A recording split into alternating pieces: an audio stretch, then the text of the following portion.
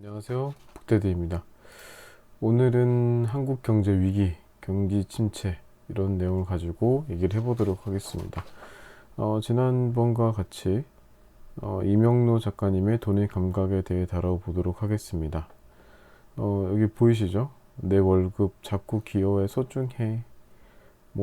보통 보시면은 월급이 항상 작고 자산 가치는 올라가고 있죠. 여기 나오는 것처럼 월급이 그렇게 작은데 잠이 보시면은 여기 이런 뒤에 문구를 다루고 있습니다. 워런 버핏이라는 분이 계신데, 투자의 기재 워런 버핏이죠. 저도 그 워런 버핏을 좋아하는데 워런 버핏의 명언 중에 이 글귀가 가장 와 닿는 것 같습니다. 잠자는 동안에도 돈이 들어오는 방법을 찾아내지 못한다면 당신은 죽을 때까지 일을 해야 할 것이다. 얼마나 끔찍한 경고인가요? 네, 맞습니다. 월급은 가뜩이나 작게 느껴지는데 그것도 한계가 있다는 문제가 있습니다. 정년 보장이라도 되면 모르겠지만 그렇지도 않은 것이 현실이죠. 그래서 돈에 대해서 공부를 해야 하고 경제에 대한 감각을 길러야 합니다. 그래서 저도 쉬는 날 이렇게 떠들고 있는 것이고요. 자, 그러면 오늘 자산 가격 상승 요인에 대해서, 예를 들어서 그런 거죠. 부동산은 왜 오르지? 내 월급은 안 오르는데? 좀 거기에 대해서 이해를 하기 위해서 13세기 이슬람 학자인 이븐 타이야마가 했던 말을 한번 언급해 보도록 하겠습니다. 어떤 상품에 대한 욕구가 커지고 그 상품이 귀해지면 가격이 오른다. 반대로 어떤 상품이 흔해지고 욕구가 줄어들면 가격이 내려간다. 이게 무슨 얘기일까요? 뒤에서 좀 추가적으로 설명을 해보도록 하겠습니다.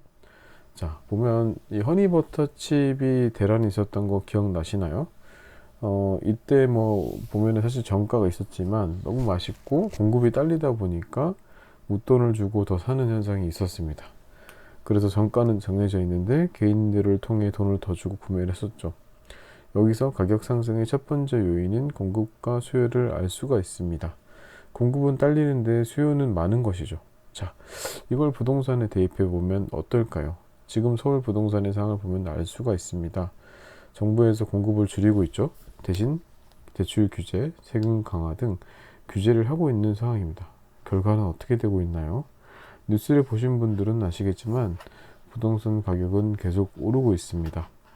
각종 규제에도 불구하고 가격은 계속 오른다. 이유가 뭘까요? 이상하지 않나요? 네, 그리고 거기에 대한 이유가 두 번째 있습니다. 지난번에도 얘기해드린 것처럼 통화량이 증가하면 물건, 자산의 가격이 상승한다고 이야기를 했었습니다. 사과 이야기를 한번 떠올려 보십시오.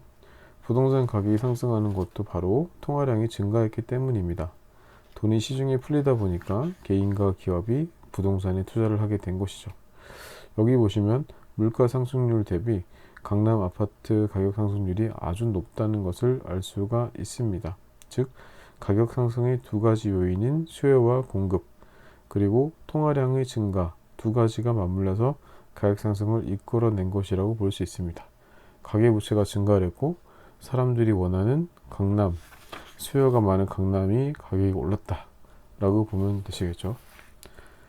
자, 그리고 돈이 어떻게 전파되냐, 어떻게 보면 경제 사이클을 이해할 수 있는 가장 심플한 그림이라고 볼 수 있을 것 같습니다. 여기 보시면 아시겠지만 한국은행이 통화를 늘리고 통화를 공급을 하겠죠. 그러면 시중은행으로 돈이 풀릴 거고, 시중은행은 예를 들어서 건설사에게 대출을 하게 됩니다. 그럼 건설사는 아파트를 지을 거고 아파트 분양을 하겠죠. 그럼 개개인들은 아파트 구입을 할 거고, 그럼 아파트 구입하자마자 인기 지역은 또 피가 붙겠죠. 그럼 1차적 가격 상승이 발생을 하고요. 그리고 건설회사가 이제 건설을 하면서 가구, 목재, 인테리어, 건자재, 물류 다양한 회사들에게 돈을 주겠죠. 그럼 거기도 돈이 풀릴 테고 그 회사에서 일하는 노동자들한테도 돈이 풀릴 겁니다. 그러면 결과적으로 생필품 회사 그 노동자들이 받은 월급을 가지고 생필품을 또 사겠죠. 자, 보면 여기서 2차 가격 상승이 발생을 합니다. 결국은 좀 그런 거죠. 처음으로 이제 이렇게 큰 돈이 풀려서 아파트와 같은 큰 자산들이 가격이 오르게 되고, 그리고 그것들이 이제 월급으로 풀리면서 생필품 회사, 이런 소비자들, 그러니까 저희가 물가로 보통 잡히는 이런 것들이 가격이 상승되게 됩니다. 그러니까 이제 저희가 사실 느끼기에는 체감 물가 지수는 집값이 엄청 올랐는데 내 임금 별로 안 오르고 생필품 가격이 이제 오른다는 것도 여기 포함이 되어 있는 거죠. 그러니까 왜냐하면 물가가 오르는 가장 큰 요인이 사실은 현실적으로 느끼기에는 주거비와 임대료인데 물가 지표에 포함이 되어 있지 않습니다. 전세값도 최초 계약만 포함되어 있기 때문이죠. 사실은 뭐 은행에서는 경제지 물가 지표를 고를 때 임금에 관련 있는 것만 고르는 거죠. 사실 물가 지표라는 게 임금을 관리하기 위해서 노동자들의 임금을 많이 올릴 수 없도록 제한을 하기 위해서 만들어 놓은 거라고 이해를 하시면 될 것 같습니다. 네. 그리고 여기 자본의 중력이라는 내용이 나오는데 사과가 중력을 받아 땅에 떨어지는 것처럼 돈도 중력을 받아 항상 큰 돈을 향해 간다라는 내용이 나와 있죠. 뭐 자산을 투자할 때도 마찬가지일 테고요. 그러니까 결론은 그러니까 큰 대기업이라든지 그런 뭐 국책 회사들 이런 데서 큰 돈을 가지고 움직이기 때문에 돈을 더 많이 벌 수 있다는 거고 개개인들은 돈을 벌기 어렵다. 뭐 이런 얘기를 할 수 있겠죠. 그리고 또 이해를 해야 될 게 화폐 개념의 변화입니다. 지금 보시면은 왼쪽에 금이 있는데 예전에는 1971년도 이전까지만 해도 달러를 금으로 태환을 해줬었습니다.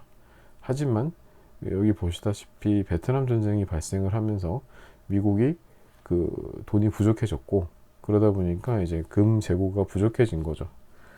그러다 보니까 미국 입장에서는 큰일 났다 생각을 했죠. 그래서 금을 더 이상 태환해 줄 수 없다라고 생각을 했었고 1971년에 여기 보시는 닉슨 대통령이 금 태환 정책을 발표했습니다. 야, 이제 달러 가져와도 금 못 바꿔줘, 꺼져 라고 한 거죠. 하지만 미국은 영리하게도 기축통화의 지위를 유지하기 위해서 달러를 기름과 연동을 시킵니다. 기름을 살 때 달러로 사도록 한 거죠. 다행히도 기름은 금보다 매장량이 많고 계속 나오기 때문에 안정적입니다. 즉 근본이자가 폐지되고 국가 부채로 경제를 키워주는 신용화폐 제도가 안착이 됐다고 보시면 될 것 같습니다. 결국 빚으로 경기를 부양하는 그런 세대가 된 것이죠. 자, 그 다음에 경제 사이클의 변동 원인이 두 가지가 있는데 첫 번째가 중앙은행의 통화 공급입니다. 경기 상황에 따라서 통화를 공급하기도 하고 줄이기도 하죠. 여기 보이는 수도꼭지를 생각하시면 쉬울 것 같습니다.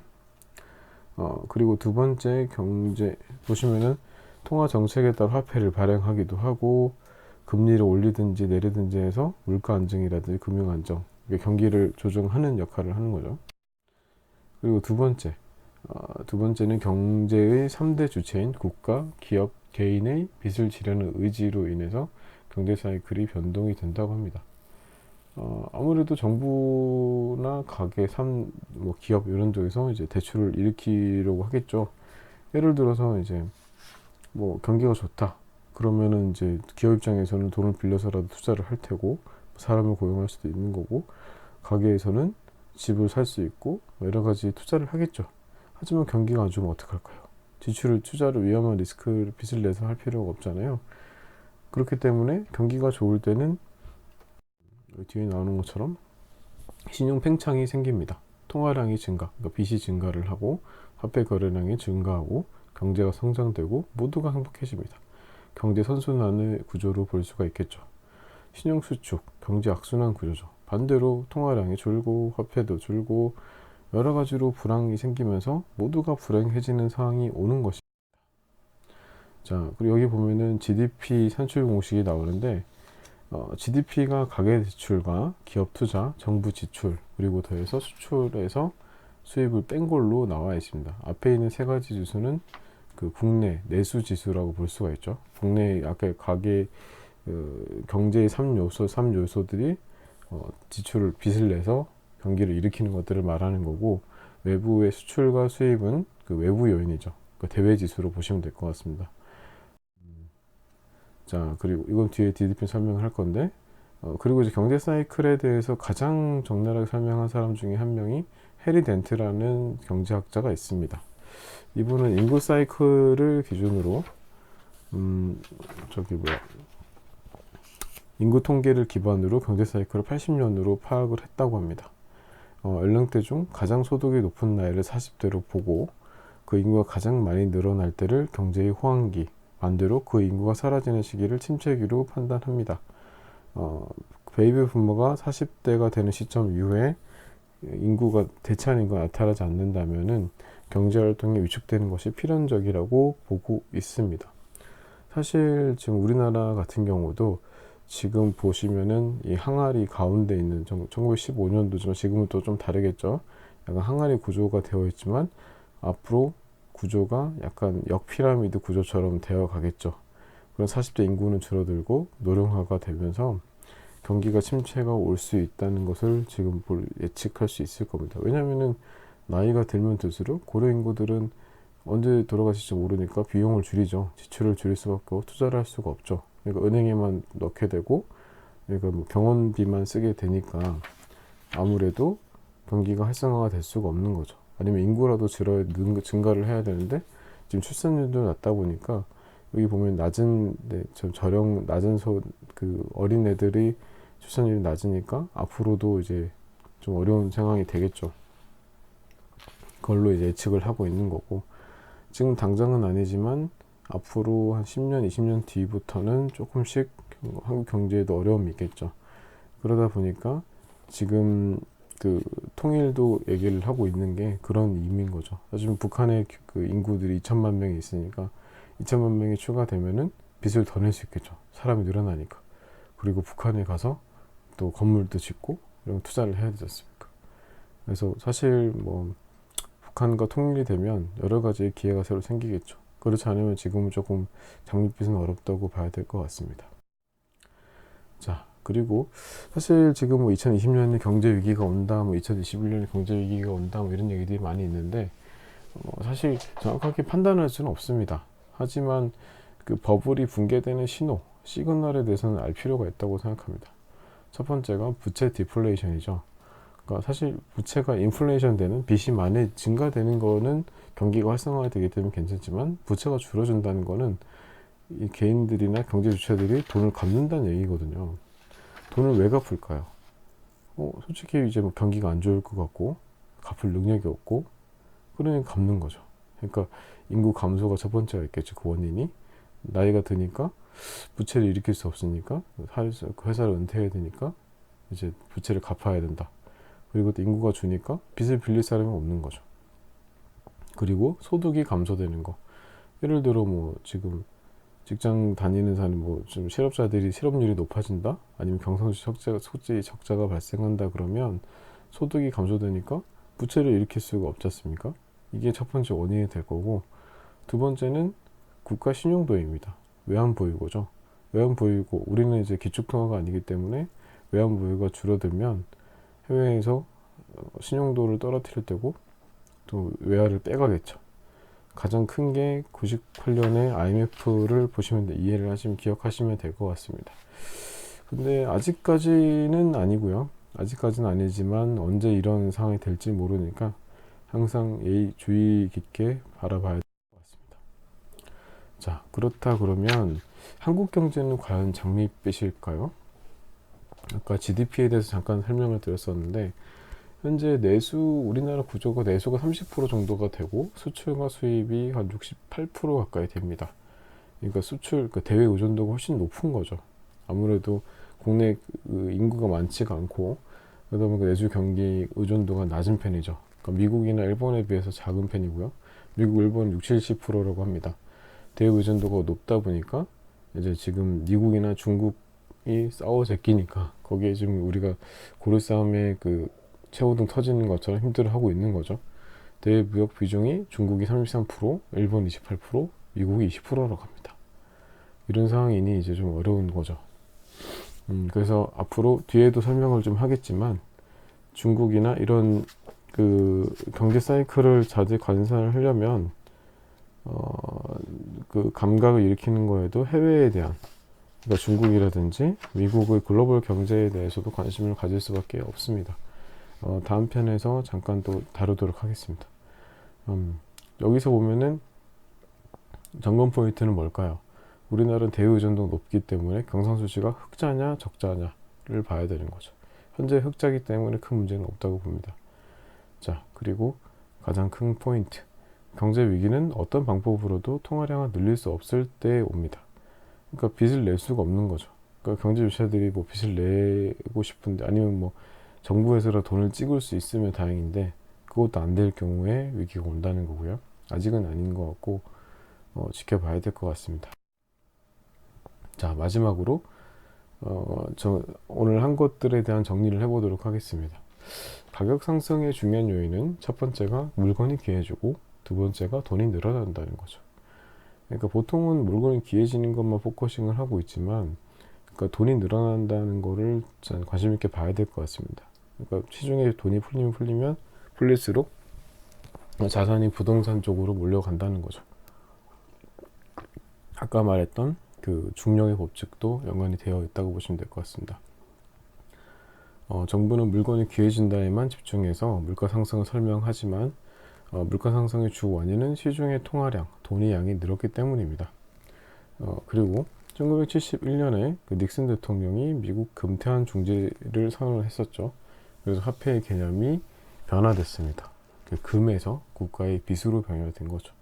어떻게 보면 신용화폐 시스템이 신흥 경제가 발생한 거고, 그리고 경제 사이클의 변동 원인이 뭐냐면, 첫 번째는 중앙은행에서 통화를 공급한다. 통화 정책을 펼치는 거죠.